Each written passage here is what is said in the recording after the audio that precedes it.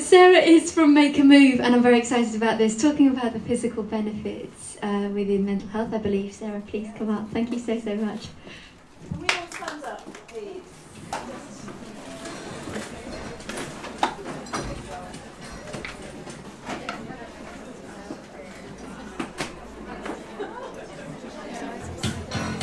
Just have a bit of a stretch.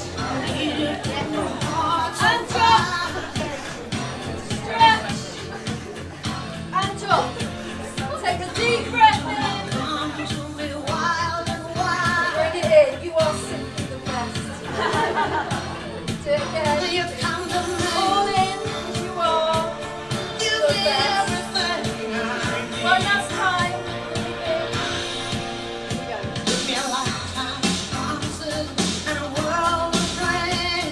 Stay standing. So we're just going to connect. Just going to connect with the person next to you. Could you just turn to the person, if you don't want to do this, that's fine, but if you can contribute and turn to the person next to you, hand to hand. Can I borrow? Hand to hand. Like this. We can have no talking. No talking. Naughty school children, please behave yourselves. And can we close our eyes and just notice what you feel, besides probably sweaty palms. That's all right. And just breathe.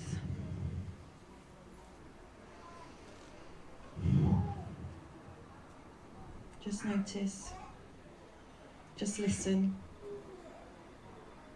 Just connect.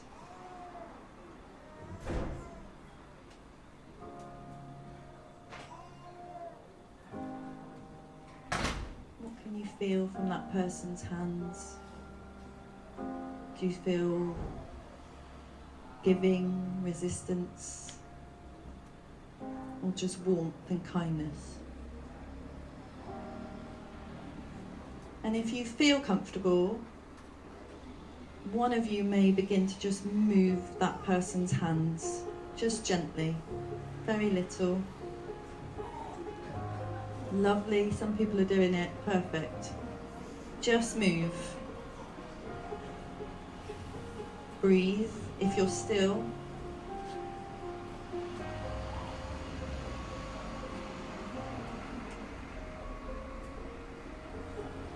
If you're there, make that movement a little bit bigger. And then make it a little bit smaller. Until you come to complete stillness. And just breathe. You might even be able to breathe in time.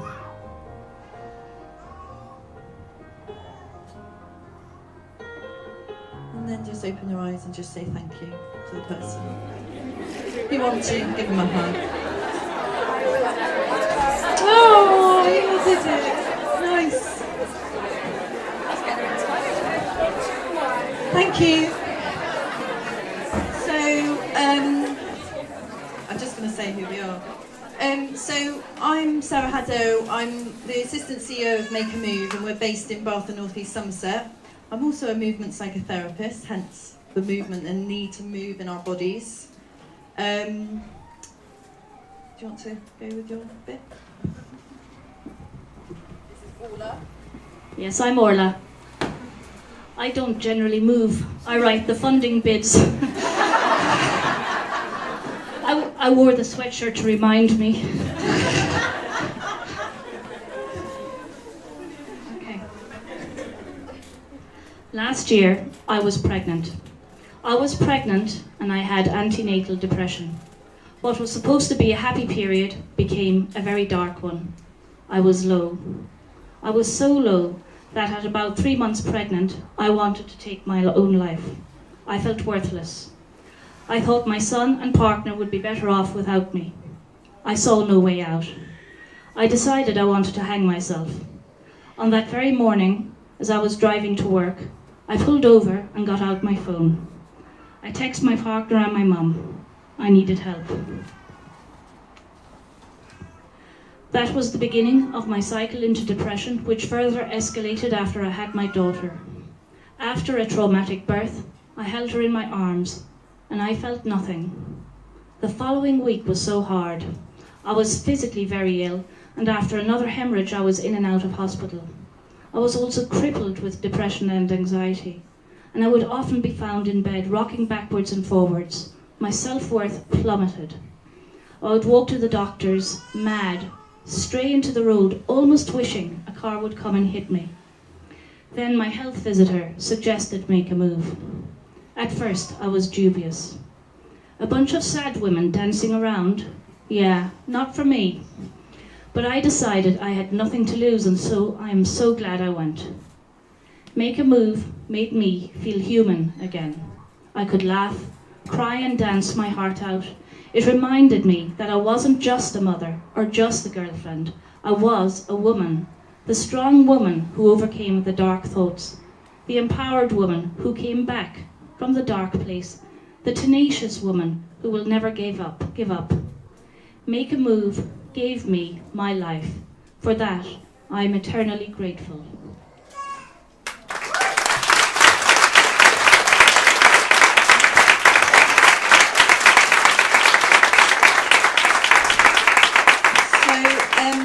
For 8 years we've worked in Baines, and we do a referral and intervention service for mums. And they come and they get referred by their health visitor. They're really scared, as this mum was saying, it's not for me. But what we create with them is a space, a holding for them to just either have a head holiday or to simply connect with themselves and that body and mind connection, which is so necessary for us to go through life and receive that love and support from other mums around them. So we do focus on that simplicity of connection, so eye contact, touch, a hug, being in our bodies. Sometimes we can walk around like this, but the moment we do this, something opens up and we just feel a little bit more free, and we are able to breathe that little bit more. We also have done work for mum and babies, parent and baby. One example was mum didn't want to attach or connect with child at all, through to postnatal depression. And through some of the work that we've done, she was just able, I said to her, if you could say something to your baby right now, what would you say? And she said, I'm sorry. And I said, what do you think your little one would say back to you? And she said, I love you.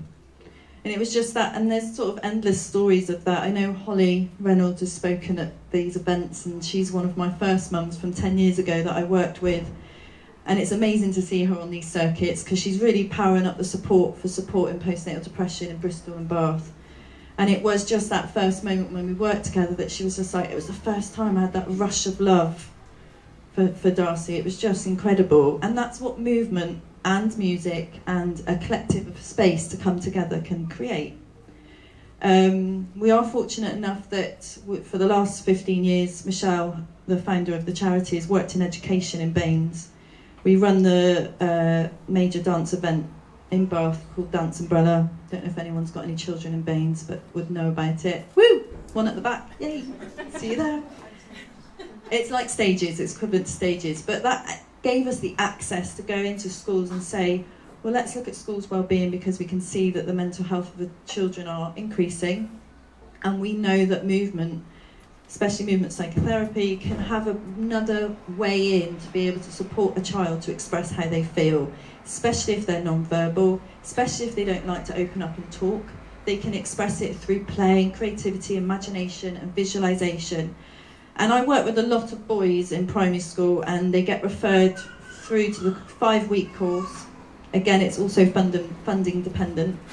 And they are either referred to us based on they've been labelled as quiet or shy, or they've been labelled as energetic and unfocused.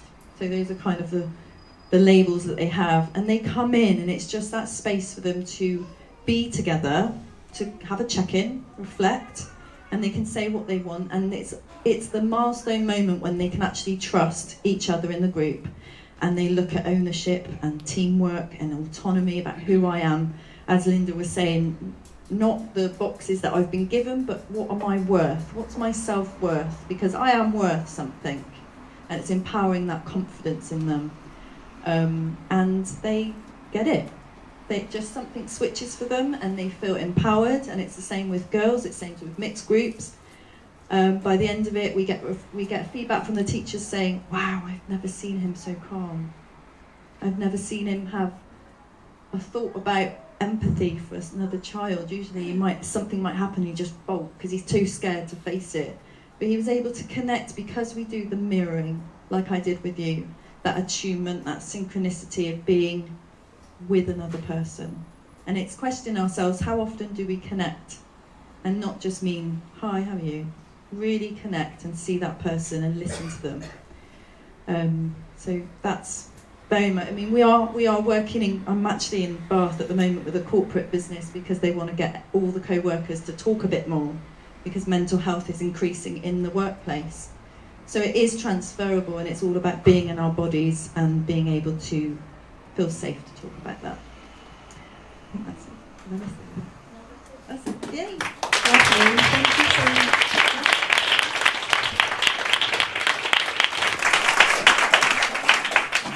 We probably should have practiced this tag teaming a bit more. That's okay. So if you look at the centre of your booklet, very conveniently for us, thank you, we have a little advert in here about a workshop we're giving on the 3rd of July. Coincidentally, the woman that Sarah mentioned, Holly, has written a little story here. Sarah was working with Bluebell Care based in Bristol when she worked with Holly, but Holly also has worked with Make a Move and mentions it in the booklet. So if you want to look into that. The link for the Eventbrite included a lot of numbers. You know the way website addresses include a lot of numbers. So if you Google therapeutics coping strategies, you'll come up with the event and you'll get the details there. Make a Move is a charity. We run entirely on funds. I write the funding bits non-stop, apart for today. And so thank you very much for listening. And we look forward maybe to seeing you at our workshop. Thank you. Thank you so much, ladies. It's amazing. Thank you. Do we have any questions for these lovely ladies? Yeah, thank you. I'm coming. Can you scream? 5-week course, primary school kids. Yeah. Is that on referral or is It's a lot to do with head teachers and their investment, really. I think more and more I'm hearing more head teachers have got a little bit of extra fund because we do fall into a bracket with PE, and we all know they've had the extra sugar tax, so their funding has gone up. And some head teachers are saying, I don't know what to do with it. So we are pushing for that to sort of filter in, because it does look at that social, physical, cognitive area for a child, which they can tick the box in other areas. But requests do come into the charity as well if you would like. I know that I'm working with one child, and the mum found me privately through, and I managed to get in the school that way.